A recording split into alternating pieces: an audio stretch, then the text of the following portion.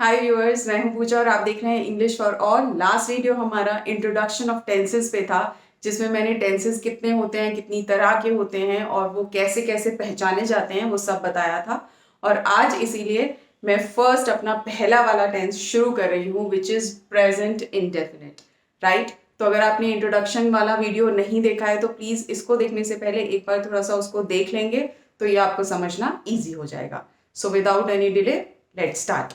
अब present indefinite tense की पहचान क्या हुई। प्रेजेंट इंडेफिनिट, जैसे मैंने उसमें लास्ट वीडियो में आपको इंडेफिनिट का पूरा बताया था, इसमें प्रेजेंट इंडेफिनिट का बता देती हूँ।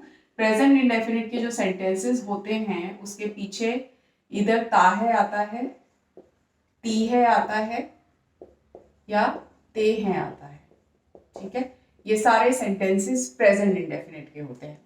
जिस भी सेंटेंसेस में ता है सिंगुलर के साथ, ती है सिंगुलर गर्ल के साथ, लड़की के साथ, फेमिनिन के साथ, और ते है प्लूरल के साथ आएगा, वो सारे प्रेजेंट इंडेफिनिट के रूल से बनेंगे। जो इसका रूल होता है जो अभी हम करेंगे, जैसे जैसे मैं अपने डेली एक्शंस आपको बताऊं, मैं 9 बजे ऑफिस जाती हूँ, मैं सुबह 6 बजे उठ जाती हूँ, फिर मैं वॉक पे जाती हूँ, ये मेरे डेली के एक्शंस हैं। तो पहला तो इसकी यूसेज क्या हुई, ये डेली एक्शंस के लिए यूज होगा।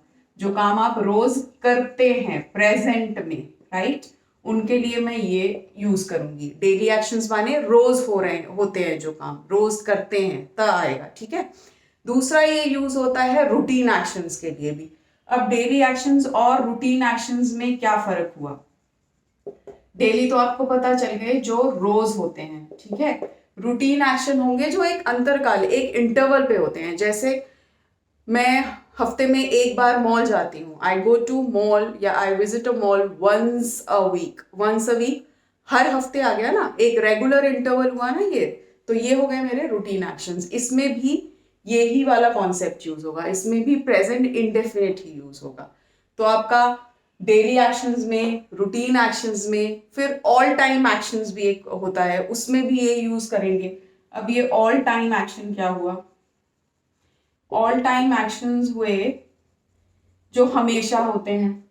जैसे मैं हमेशा सच बोलती हूँ, आई ऑलवेज स्पीक ट्रुथ, इसी का लगेगा। अभी हम ये करेंगे धीरे धीरे, ठीक है। अभी मैं आपको इसकी यूसेज बता रही हूँ, और इसकी यूसेज हमारा नेक्स्ट वीडियो होगा, हाउ टू यूज इसको। आज हम सिर्फ इसके रूल्स रेगुलेशंस देख लेंगे, इसका कॉन्सेप्ट देख लेंगे क्या है, फिर उन रूल्स को कहाँ कहाँ हम अप्लाई कर सकते हैं, वो वाला ये वाला वीडियो होगा। ठीक है। तो कहाँ कहाँ यूज हुआ, डेली एक्शंस में, रूटीन एक्शंस में और ऑल टाइम एक्शंस में। ये यूनिवर्सल फैक्ट्स के साथ भी यूज होता है। जैसे सूरज पूरब से निकलता है, हमेशा ही निकलता है ना, वो ऑल टाइम भी हो गया और वो भी हो गया। ऑल टाइम एक्शंस में आपका हमेशा ऑलवेज आएगा, तो वो ऑल टाइम एक्शन कहलाता है। ऑलवेज वाला ऑल टाइम एक्शन। मैं हमेशा सच बोलती हूँ, सूरज हमेशा पूरब से निकलता है, राइट। रात को तारे हमेशा रात में दिखाई देते हैं। आ सब में ते रहा है, ती रहा है, ता रहा है, तो सारा प्रेजेंट इंडेफिनिट का कॉन्सेप्ट है ये। अब हम इसके रूल्स देख लेते हैं, सेंटेंसेस देख लेते हैं कि हम उसमें कौन सा स्ट्रक्चर फॉलो करते हैं कि हमारे ये वाले सेंटेंसेस बनते हैं, राइट। तो सबसे पहले आया सिंपल सेंटेंस। अब सिंपल सेंटेंस में अपने सेंटेंसेस का स्ट्रक्चर आपको याद है ना। सेंटेंसेस इसीलिए मैंने स्ट्रक्चर कराया था ताकि आपको इजी हो जाए समझने में। अब इसका जो सिंपल सेंटेंस होगा उसमें हम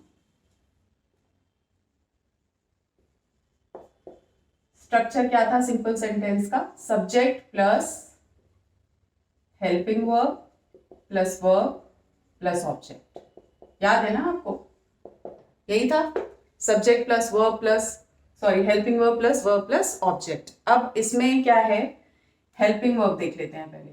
इसमें हेल्पिंग वर्ब सिंपल सेंटेंस में हम यूज नहीं करते हैं, so no helping verb, not at all. इसमें हेल्पिंग वर्ब नहीं लगती है, तो इसके सिंपल सेंटेंस में से ये तो आप हटा दीजिए।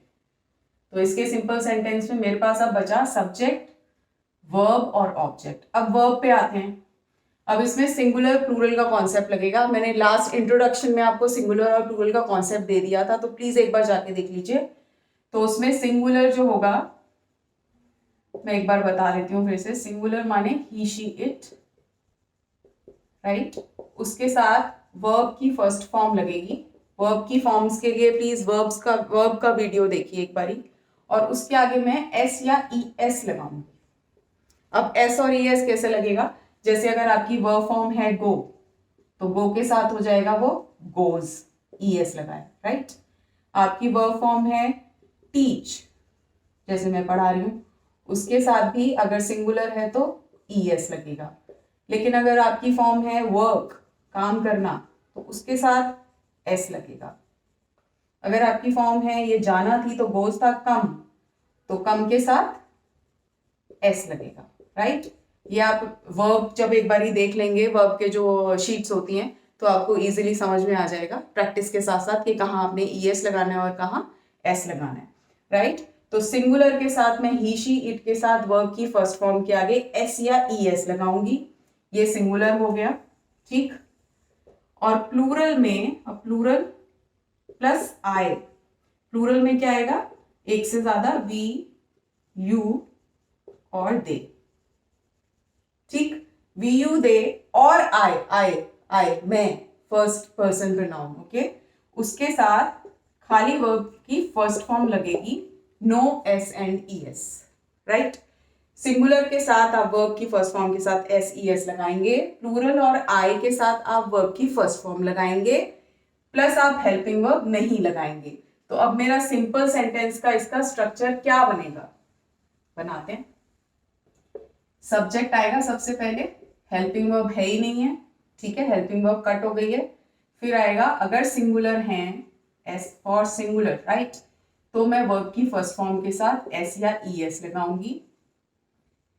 अगर प्लूरल है, पी फॉर प्लूरल, तो मैं वर्ब की फर्स्ट फॉर्म लगाऊंगी और उसके बाद मैं ऑब्जेक्ट ऐड कर दूंगी। ये मेरा सिंपल सेंटेंस का स्ट्रक्चर रेडी हो गया है। अब मैं सिंपल सेंटेंस बनाती हूँ, ठीक है। कैसे बनाते हैं देख लेते हैं।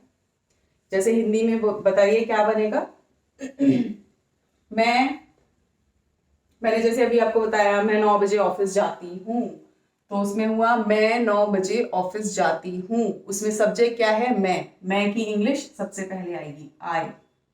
फिर वर्ब क्या है, जाना, जाती हूँ, उसकी फर्स्ट फॉर्म क्या होती है, गो, और गो आए है तो खाली वर्ब फर्स्ट फॉर्म आएगा, एस या एस नहीं लगेगा, तो हो गया गो। ऑब्जेक्ट में क्या क्या आ जाएगा, कहाँ जाती हूँ और कितने बजे जाती हूँ, तो I go to office at 9 AM। बन गया सेंटेंस, ये देखिए हो गया, यही वाला। पहले सब्जेक्ट आया, हेल्पिंग वर्ब इसमें है ही नहीं, आई है तो प्लूरल और आई के साथ वर्ब फर्स्ट फॉर्म आया, और ये आपका सारा हो गया ऑब्जेक्ट, और ये बन गया आपका प्रेजेंट इंडेफिनिट का सेंटेंस, राइट। अब एक सिंगुलर के साथ भी बना के देख लेते हैं। वह रोज वॉक के लिए जाती है, ओके। तो वह जाती है, लड़की है, लड़की की इंग्लिश शी, ओके, सब्जेक्ट हो गया शी। फिर जाना वर्ब है, अगेन गो, ठीक है, गो के साथ लेकिन यहाँ पे मैं ई एस लगाऊंगी, इसीलिए मैंने सेम वर्ब यूज की। क्योंकि मैंने शी यूज किया है तो एस या ई एस लगेगा, तो शी के साथ ये गोज हो गया, गो नहीं रहा, तो शी गोज, फिर से लिख लेते हैं, शी गोज, वॉक पर्पज है तो फॉर आएगा, टू नहीं आएगा, ये हम प्रेपोजिशंस में करेंगे। शी गोज फॉर वॉक, रोज जाती है, डेली। तो ये हो गया आपका शी सब्जेक्ट है, सब्जेक्ट सिंगुलर है तो वर्ब फर्स्ट फॉर्म के साथ एस या ई एस मैंने लगाया है, ये आपका ऑब्जेक्ट है। बन गया सेंटेंस, राइट।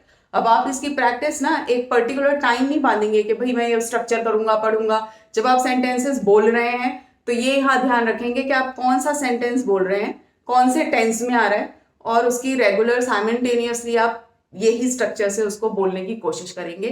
ज्यादा से ज्यादा गलत होगा 1 बार 2 बार 3 बार, इससे ज्यादा बार गलत नहीं हो सकता है, राइट। प्रैक्टिस है, अभी सीख रहे हैं तो गलतियां होंगी, तो कोई बात नहीं है, लेकिन रेगुलर प्रैक्टिस होगी और हर जगह होगी, ठीक है। ऐसे नहीं है उसके लिए परफेक्ट आप पर्टिकुलर टाइम देंगे कि नहीं भाई मुझे इतने से इतने प्रैक्टिस करनी है, नहीं। बोलते तो आप हमेशा ही है ना, लैंग्वेज है ये भी। तो अब यही सोचिए कि आप अभी छोटे बच्चे हैं और आप लैंग्वेज बोलना सीख रहे हैं, तो जो जो बोल रहा है उसको कैच कीजिए, स्ट्रक्चर लीजिए और झट से बोलिए उसको, तभी की तभी बोलिए। इधर का उधर गलती होगी, आपको पता चलती रहेगी और अपनी गलतियों से ही आप आगे आगे सीखते जाएंगे, करेक्ट। तो सिंपल सेंटेंस हो गया, और अब हम आते हैं नेगेटिव सेंटेंस पे। प्रैक्टिस पता है जितना रेगुलर और वो होता है ना, जितना डेडिकेशन होता है तो वो सीखा ही जाता है। उसमें फिर उसका डाउट ही नहीं होता है, कोई उसमें गुंजाइश नहीं होती है कि आपको वो आएगा नहीं, ये भूल जाइए। ये कहते हैं कि नहीं आएगा, कि डिफिकल्ट है, कुछ डिफिकल्ट नहीं होता है अगर आप उसको रेगुलर प्रैक्टिस कर रहे हैं तो। अगर आप स्टेप बाय स्टेप चल रहे हैं, रेगुलर प्रैक्टिस कर रहे हैं, तो फिर डाउट ही नहीं है कुछ कि वो होगा नहीं। अब नेगेटिव सेंटेंसेस का स्ट्रक्चर क्या था? स्ट्रक्चर था सब्जेक्ट प्लस हेल्पिंग वर्ब, उसके बाद नॉट, फिर वर्ब और फिर ऑब्जेक्ट। ये था जो मैंने आपको सेंटेंस के स्ट्रक्चर में कराया था। अब हम इनडेफिनेट के उसमें आ जाते हैं कि इनडेफिनेट में हम कैसे यूज करते हैं। प्रेजेंट इनडेफिनेट कर रहे हैं ना हम, तो इसमें हेल्पिंग वर्ब यूज होती है। हेल्पिंग वर्ब क्या यूज होती है? सिंगुलर माने ही शी इट के साथ मैं लगाती हूं डज, ओके, और आई और प्लूरल के साथ मैं लगाती हूं डू, राइट। सिंगुलर के साथ डज, प्लूरल के साथ और आई के साथ डू, और इसमें जो वर्ब होती है वो दोनों के साथ, सिंगुलर और प्लूरल दोनों के साथ फर्स्ट फॉर्म ही लगेगी।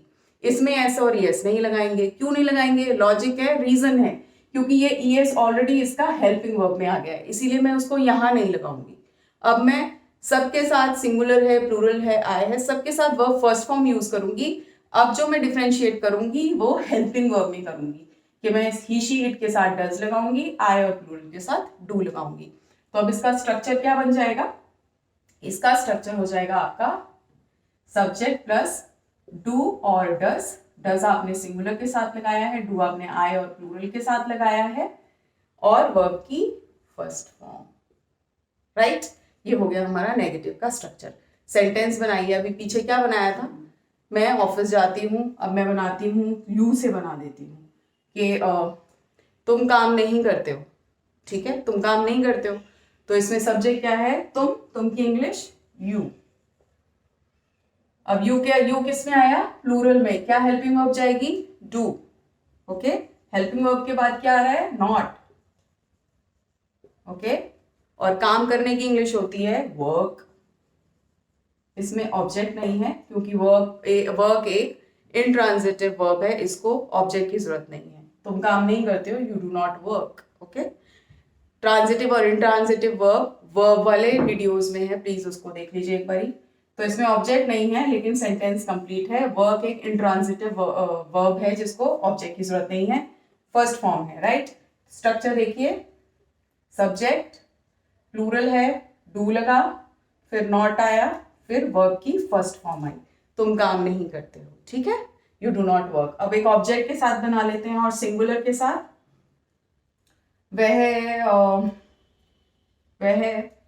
वह स्कूल नहीं जाती है, आजकल कोई स्कूल जाता ही नहीं है, वह स्कूल नहीं जाती है। शी सिंगुलर हुआ और उसके साथ आया डस, डस के बाद नॉट, जाने की फिर हुई गो। इसके साथ वर्ब चेंज कर लेते हैं। वह स्कूल अटेंड नहीं करती है, तो she does not attend, first form attend school, right. अब इसमें शी हो गया आपका सब्जेक्ट, सिंगुलर सब्जेक्ट है तो हेल्पिंग वर्ब आई आपकी डज, उसके बाद not, verb first form attend, और ये हुआ आपका ऑब्जेक्ट द स्कूल। वह स्कूल अटेंड नहीं करती है, राइट। तो नेगेटिव में मुझे सिर्फ ये ध्यान रखना है कि मुझे हेल्पिंग वर्ब्स लगानी है और वो सिंगुलर के साथ डज लगेगी, आई और प्लूरल के साथ डू लगेगी, और स्ट्रक्चर बन गया। अब आ जाते हैं इंटेरोगेटिव सेंटेंस पे। इंटेरोगेटिव सेंटेंस में क्या था? याद है सेंटेंसेस के स्ट्रक्चर जब मैंने कराए थे, और मैंने कहा था ये बेस है, अच्छे से आना चाहिए। जिसने देखा हुआ है उसको ये सब समझ में आ रहा होगा, और जिसने नहीं देखा है उसको थोड़ी सी मुश्किल हो रही होगी। कोई बात नहीं है, इसमें भी मैं काफी डिटेल में बता रही हूँ, तो अगर अभी भी नहीं आ रहा है तो उसका एक वीडियो प्लीज डिटेल में आप देख लीजिए, ठीक। इंटेरोगेटिव सेंटेंसेस होते हैं क्वेश्चन सेंटेंसेस, जिसमें हम दो तरह के बनाते हैं, एक हेल्पिंग वर्ब वाला बनाते हैं और एक क्वेश्चन वर्ड्स वाला बनाते हैं, जो मैंने क्वेश्चन वर्ड्स वाले वीडियो में भी लिया था। तो इसमें हम पहला वाला देखते हैं पहले, जो हम हेल्पिंग वर्ब से बनाते हैं। तो इसका स्ट्रक्चर क्या होता है? पहले हेल्पिंग वर्ब आती है, फिर सब्जेक्ट आता है, फिर वर्ब आती है, और फिर ऑब्जेक्ट आता है, और क्वेश्चन मार्क आता है। इसमें हम कैसे पहचानते हैं? ऐसे वाले क्वेश्चंस का आंसर सिर्फ यस और नो में होता है, उसका तीसरा आंसर कोई नहीं होता है, ठीक है। अब इंडेफिनिट के स्ट्रक्चर से बनाएंगे तो हेल्पिंग वर्ब की जगह क्या आएगा आपका, डू और डज। फिर सब्जेक्ट आएगा और वर्ब की कौन सी फॉर्म हम यूज करेंगे, फर्स्ट फॉर्म, और फिर ऑब्जेक्ट। जैसे तुम खाना नहीं खाती हो क्या, ये बना, तो इसका जवाब क्या आएगा, हाँ मैं खाना खाती हूँ या नहीं मैं नहीं खाना खाती हूँ, यही आएगा ना। तो जिसका भी हाँ में जवाब, हाँ या ना में जवाब आता है, वो वाला जो होता है आपका, वो ये वाला होता है हेल्पिंग वर्ब वाला। तो मैंने पूछा तुम खाना खाती हो क्या, तो मैं बनाऊंगी यू है, तुम माने यू, तो सब्जेक्ट क्या है आपका, यू है, तो यू के साथ आप क्या लगाएंगे, डू यू ईट फूड, ये बन गया। तुम खाना खाती हो क्या, आवाज तो निकल नहीं रही है, तो तुम कैसे खाना खाती हो, so do you eat food, ये हो गया आपका। और अब सिंगुलर के साथ बनाइए, does he play with you, इसकी हिंदी है, क्या वो तुम्हारे साथ खेलता है, ही है तो डज लगा, खेलने की इंग्लिश प्ले, प्ले की first form play, with you object है आपका, इसमें फूड ऑब्जेक्ट है आपका, स्ट्रक्चर बन गया है, this is object, verb first form, subject, और ये do does as per subject, okay, ये लगा, ठीक है। तो ये हो गया आपका इंटेरोगेटिव सेंटेंसेस नंबर 1 जो हेल्पिंग वर्ब से स्टार्ट हुआ। अब जो WH फैमिली से स्टार्ट होगा वो कैसा होगा, सेम होगा, उसमें कोई फर्क नहीं है, बस इसमें इसके आगे आप WH फैमिली वर्ड लगा देंगे, जो भी होगा ना, जो भी वर्ड है आपका वो लगा देंगे। जैसे मैंने कहा कि क्या वो खेलती है तुम्हारे साथ, तो वो क्या खेलती है तुम्हारे साथ, क्या एज इन चेस खेलती है, क्रिकेट खेलती है, क्या खेलती है, तो उसका क्या की इंग्लिश मैंने WH फैमिली वर्ड्स वाले वीडियोस में कराई थी, होती है what does she play with you, right. उसका जवाब हाँ या ना में आ रहा था, मैंने कहा WH फैमिली वर्ड्स का जवाब हमेशा डिटेल में आता है, वो क्या खेलती है, वो क्या का जवाब देगी, कि वो चेस खेलती है, कि क्रिकेट खेलती है, या कुछ और खेलती है, राइट। सो इसका स्ट्रक्चर क्या हुआ, पहले आपका WH फैमिली वर्ड आया, हेल्पिंग वर्ब आपकी शी है, सिंगुलर है तो आपने डज यूज की है, फिर आपका सब्जेक्ट आया है, फिर आपकी वर्ब की फर्स्ट फॉर्म आई है, एंड देन आपका ऑब्जेक्ट आया है, और फिर क्वेश्चन मार्क। ये हो गया आपका इंटेरोगेटिव सेंटेंस स्ट्रक्चर नंबर 2 जिसमें हम WH फैमिली का यूज करते हैं, ठीक। तो ये भी हो गया है। फिर लास्ट वाला मेरा सेंटेंस बचा इंटेरोगेटिव नेगेटिव, जिसमें मैं क्वेश्चन भी पूछूंगी और नहीं में भी पूछूंगी। उसका स्ट्रक्चर क्या होता है इंटेरोगेटिव नेगेटिव का, इंटेरोगेटिव नेगेटिव में फर्स्ट केस लेते हैं जो हेल्पिंग वर्ब से शुरू होगा, जिसका जवाब हाँ या ना में आएगा। उसमें सबसे पहले मेरी हेल्पिंग वर्ब ही आएगी, फिर मेरा सब्जेक्ट आएगा। अब मैं हेल्पिंग वर्ब नहीं लिख रही हूँ, सीधा इसी की हेल्पिंग वर्ब लिख रही हूँ। पहले मैं डू डज यूज करूंगी एज पर सब्जेक्ट, फिर मैं सब्जेक्ट लगाऊंगी, फिर मैं नॉट लगाऊंगी, फिर मैं वर्ब की फर्स्ट फॉर्म लगाऊंगी, और फिर मैं ऑब्जेक्ट के बाद क्वेश्चन मार्क भी लगाऊंगी, because this is interrogative. Interrogative sentence में क्वेश्चन मार्क जरूरी होता है, ठीक है। अब सेंटेंस, क्या तुम खाना खाती हो, क्या तुम खाना नहीं खाती हो, so do you not eat food, okay. इसके कॉन्ट्रैक्शंस भी होते हैं, वो क्वेश्चन टैग में होगा कि डोंट यू और ये, वो मैं तब बताऊंगी, अभी आप ये वाला स्ट्रक्चर फॉलो कीजिए, do you not eat food. अब दूसरा वाला जो स्ट्रक्चर होगा, अब शी से भी बना लीजिए, क्या वो स्कूल अटेंड करती है, क्या वो स्कूल नहीं अटेंड करती है, तो हो जाएगा does she not attend the school, okay. Structure आ जाने के बाद, हेल्पिंग वर्ब्स और वर्ब्स का आइडिया होने के बाद सेंटेंसेस ऐसे ऐसे बनते हैं, बहुत जल्दी जल्दी, ओके। बहुत जल्दी जल्दी सीखने में आते हैं और बहुत जल्दी जल्दी बनने लग जाते हैं अगर पीछे के सारे स्टेप्स क्लियर हैं तो, राइट। अब WH फैमिली से बनाऊंगी तो मैं सीधा सीधा इसके आगे WH फैमिली ऐड कर दूंगी, बस। तो WH फैमिली, फिर डू डज, फिर सब्जेक्ट, फिर नॉट, फिर वर्ब फर्स्ट फॉर्म, फिर ऑब्जेक्ट। सेंटेंसेस जैसे यही है कि इसका तो जवाब होगा क्या तुम खाना खाती हो, हाँ या ना में होगा। क्या तुम खाना नहीं खाती हो? नहीं खाती हो। तो और मैं पूछूं तुम खाना क्यों नहीं खाती हो, तो मैंने यहाँ पे वाई लगा दिया। ओके, और ये डी हो गया आपका स्मॉल।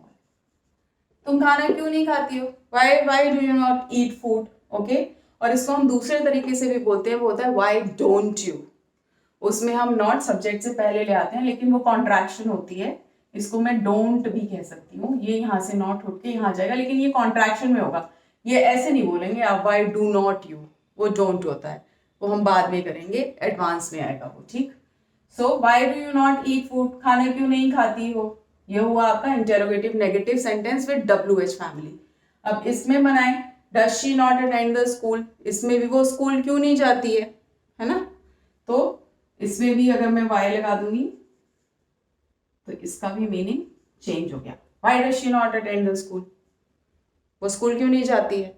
तो इसका मैं स्ट्रक्चर बताना चाह रही हूँ। इसके स्ट्रक्चर में सिर्फ इंटेरोगेटिव में जो दो हमारे होते हैं कि एक वर्ब से शुरू हो रहा है जिसका आंसर हाँ या ना में आया, दूसरा WH फैमिली से हो रहा है, स्ट्रक्चर सेम होता है, बस WH फैमिली में आप WH फैमिली वर्ड आगे लगा देते हैं उसके और वो कंप्लीट हो जाता है। तो ये आपका पूरा इंटेरोगेटिव सेंटेंसेस का स्ट्रक्चर पूरा हो गया है। चारों तरह के सेंटेंसेस हो गए हैं। सिंपल सिंपल जिसमें आप हेल्पिंग वर्ब नहीं लगाएंगे, सिर्फ वर्ब की फर्स्ट फॉर्म में एस या ES लगाएंगे, एज पर, सिंगुलर या प्लूरल जो आपका सब्जेक्ट होगा। राइट। नेगेटिव से लेके और इंटेरोगेटिव नेगेटिव तीनों में हम हेल्पिंग वर्ब यूज करेंगे। सिंगुलर के साथ डज यूज करेंगे, प्लूरल के साथ डू यूज करेंगे, आई के साथ भी डू यूज करेंगे, प्लस फिर सब के साथ वर्ब फर्स्ट फॉर्म हो जाएगी, क्योंकि जो वर्ब फर्स्ट फॉर्म का एस या ES सिंगुलर के साथ हम लगा रहे थे वो हेल्पिंग वर्ब में आ गया है, वो डज हो गई है। और ऐसे फिर सेंटेंसेस बनते जाएंगे। अब जो इसका यूसेज होता है कि हम इससे किस किस तरह के सेंटेंसेस बनाते हैं, जो मैंने आपको स्टार्टिंग में बताया कि डेली एक्शंस होते हैं, ऑल टाइम एक्शंस होते हैं, रूटीन एक्शंस होते हैं, या यूनिवर्सल फैक्ट्स होते हैं, कैसे यूज होता है वो नेक्स्ट वीडियो इसी के यूसेज का है, how to make present indefinite sentences और how to use present indefinite in sentences. Right. Till then आप सारे स्ट्रक्चर की प्रैक्टिस कीजिए और एक एक सेंटेंस, चाहे वो इंटेरोगेटिव है, चाहे नेगेटिव है, चाहे सिंपल है, स्ट्रक्चर से please right in the comment section. और कोई डाउट है तो वो भी प्लीज लिखिए। Until then, you take care, and if you like the video, then please like, share and subscribe. Thank you.